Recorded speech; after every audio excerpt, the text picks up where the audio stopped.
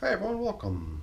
I'm down here in my wormery, and as you can see on the bench, I've got a couple systems all set to go. I usually don't use buckets for my vermicomposting, but once in a while, recently I've been trying to get in the habit of adopting their use, perhaps someday expanding their use. Because I've got a lot of buckets, but I only use them maybe 2 or 3. I've gone as far as 5 at a time.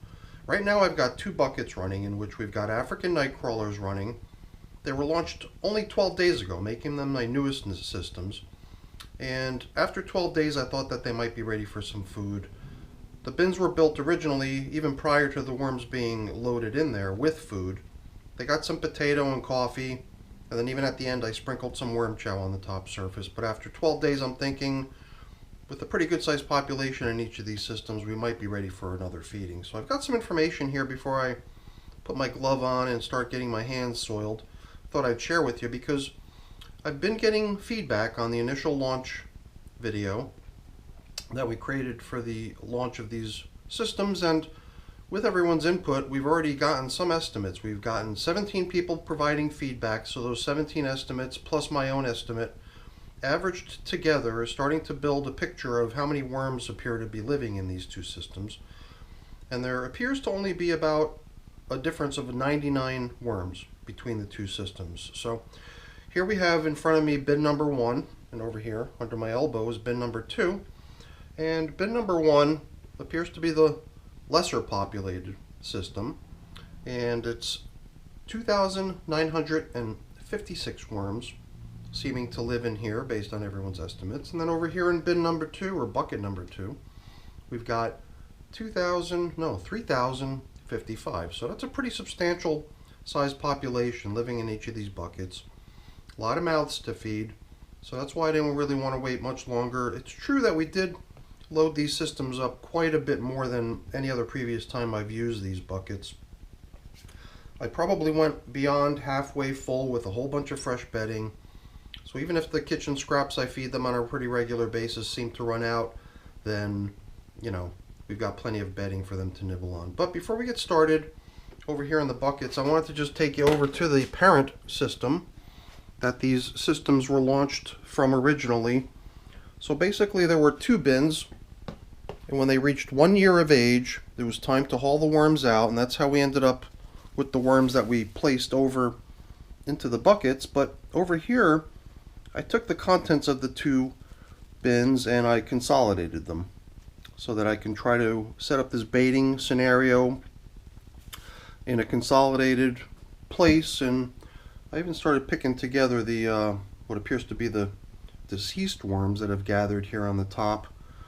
So it does seem like some worms sort of make their way out onto the top surface and die there, and then a little bit of mold starts growing on them. But all I did originally to set this thing up shortly after we finished filming the last video was I created this little tray, punched a bunch of holes in the bottom of it, loaded it with a bunch of soaked paper that I just crumbled up. There was no food in there, but then 2 days ago I came back in with some of my worm chow that I sprinkled in. No plans to do a haul out today. I figured I'd let this run for a little bit longer, but I figured I'd give you a quick update on where things stand with that thing. So I'm going to slip on a glove and we're going to get to work on the buckets, getting them fed. So let's get to work. We're starting over here in bucket number 1, which kind of makes sense. Do things in order. So we're going to remove the top coverings. The plastic top covering kind of forces the recirculation of the system's moisture content, as the stuff would attempt to evaporate and exit the bin. The top covering of plastic stops that from happening and allows the moisture to collect on the plastic until such a time that it either, forms little droplets and drops due to gravity, or whatever the case may be. Just maybe starts to condense more rapidly due to the change in temperature. Whatever the case may be, it does create a nice little recirculation terrarium effect that I like to refer to it as once in a while. So I kind of regret sometimes being in a system this deep where I can't just go right to the very bottom. But I believe if we were to dig down pretty deep, we would really just end up encountering nothing more than a bunch of, untouched bedding material. Here in bucket number 1, we bought over a little piece of leftover material from their old environment when they still lived in that bin over there. It's just the stem of a pumpkin, and it's certainly making pretty good progress. Most of these composting worms that you use, I guess red wigglers, are more prone to live near the top surface of the material that they inhabit, but I believe I've heard a number of times that when it comes to the night crawlers do tend to dive down a little bit deeper than other types of worms. But it does seem like as I make my way deeper and deeper, I'm encountering more stuff that seems to be nothing more than bedding, with fewer and fewer worms in each handful. But I guess we have made it to the bottom, so I'm curious at this point to see if any worms have actually ventured to the very bottom to explore, and it does seem like they have.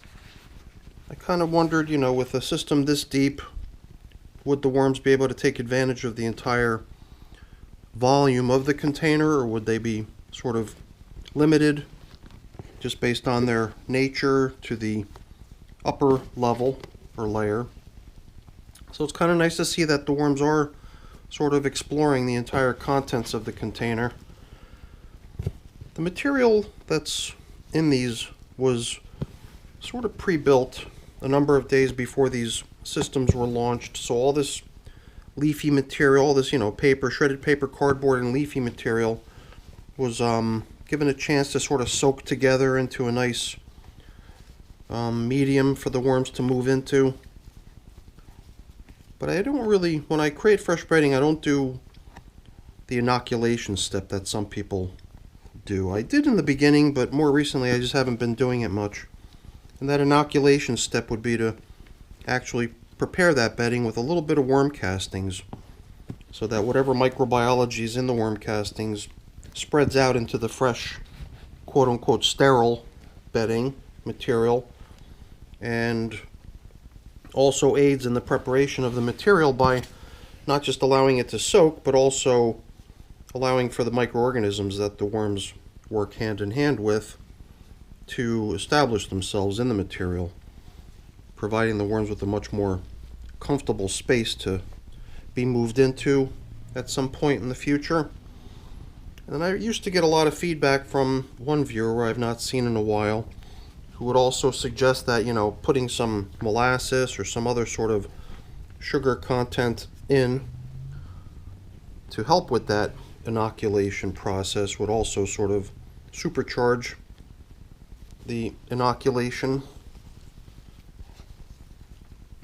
And I've thought about trying that once in a while. Just molasses isn't one of those things that I have around the house, and I do tend to gravitate towards using things that are available and readily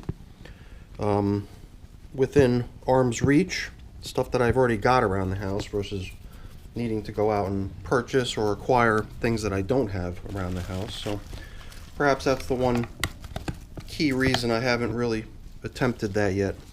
Although I have thought about trying a spin-off variant of that, which is to possibly just use sugar. I don't know if that would even work, but I do have a little collection of old gummy bears. I think they're gummy bears. I haven't even looked at that in a while. Something somebody gave me once. I guess they must have just found it laying around, and they suspected that it might just be a little bit too old, and they didn't really want to eat them anymore, so I figured I would at some point possibly try using the gummy bears in some fashion in my worm farming activities, and I just never really got around to following through on that idea, but I have actually considered giving that a try to see if I can actually get back into the inoculation of bedding, prepared bedding, and at the same time possibly also do a little trial to see if I can, possibly have some prepared bedding that doesn't get inoculated, and then some that does get inoculated, but not just inoculated with worm castings, but also sort of jacked up with some sugar content to give those microorganisms a little something to feast on in preparation for the worms joining in on the fun. So that's system number 1 getting fed. You might have recognized some of the materials I was throwing in there, various types of kitchen scraps, but then that white powder I sprinkled down onto the veggies was my pulverized eggshell, which is the form of grit that I use in my systems, and then the stuff that came in afterwards was my worm chow, which in this case, this batch is for the most part just pulverized bird seed. I added a little bit of shells, the shells of peanuts, to maybe increase the appeal of the material. So that's what my worm chow consists of nowadays. And that brings us over to bucket number 2. Now, for systems being still 12 days of age, there's still a lot of potential for different things that we could try in here. And I guess there's also sort of that other incomplete activity of still trying to round up the last of the stragglers from their parent system, or I guess the consolidated batch of material that makes up what used to be their parent systems, plural. And at some point, after we've managed to complete the haul out of the stragglers and reunite the worms, it'll be at that point that I'm going to consider these as ready to hit the ground at full speed and really progress with whatever we decide to do with them. I've actually thought about trying a sort of set it and forget it setup with these, kind of loading them up all the way to the rim practically, and possibly loading them up with a great deal of food, and then just deliberately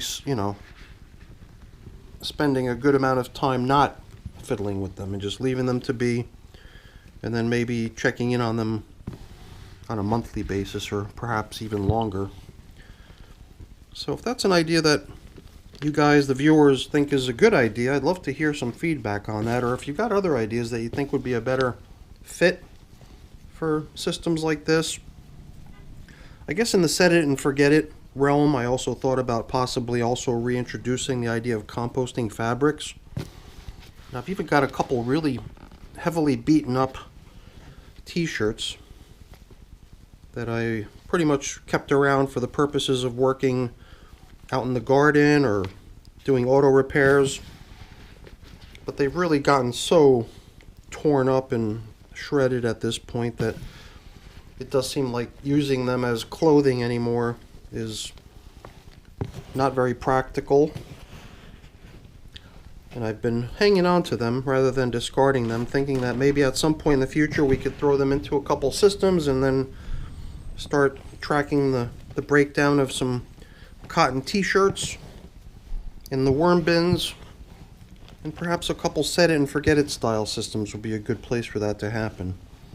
The only thing that concerns me is that with the limited amount of space in these systems, checking in on those large chunks of fabric could become a big mess if I were to try to pull them out of this thing and then try to really see how they're progressing. That would be very, very cramped for space. So I think just the limited amount of space is what sort of deters me from wanting to try doing the fabric composting trial in here. But the t-shirts can certainly be composted in some other bins where we've got a little bit more breathing room and space to work.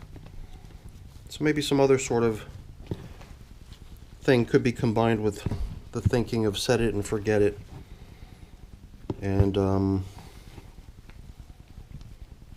done in these bins. But I don't know, I'm still kicking around ideas and definitely open to suggestions. So like we did in the other bin too, we're gonna come in with a similar assortment of stuff, such as lettuce leaves.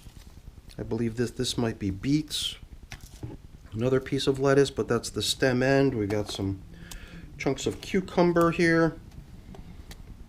The I guess the yellow stuff, I believe that this might be squash, and I believe that that's pretty much what they're getting today. I don't know, when you think about a 3,000 head count worm bin, kind of makes you wonder if I'm being stingy on the food. Like I said earlier, my thinking with the night crawlers is that they're pretty much known for really liking to nibble on the more carbon rich type foods, such as the bedding that they occupy. So I figured, you know, even if they're not gonna have kitchen scraps to eat very long because maybe they polish them off within a few days, the bedding itself is a material that's good for them to be able to feast on in the meantime. Not to mention the fact that it's not only shredded paper and cardboard, but a fairly good quantity of dry leaf fragments in here too. So the leaves themselves would probably come closer to being sort of a food source versus being a bedding material. I don't know. When it comes to that, I always find it hard to differentiate between the two. So we're getting close to the end here. That's the reason I'm just trying to make sure I don't have any hitchhiker worms stuck to my gloves, because at this point we can pretty much return the top coverings, and this top covering newspaper is really getting demolished. Definitely not holding up as good as the one that we saw in bucket number 1. But yeah, that's it for the check-in, folks. So before I go, really quick, let me just say thank you. Thank you so much for watching. Hopefully you enjoyed the video. If you did, as always, please don't forget to leave me a quick thumbs up before you go. That's always really appreciated. And if you haven't done so already, please also consider subscribing to the channel. That's very much appreciated as well. All right, everyone, have a great day. Thanks for watching. Bye now.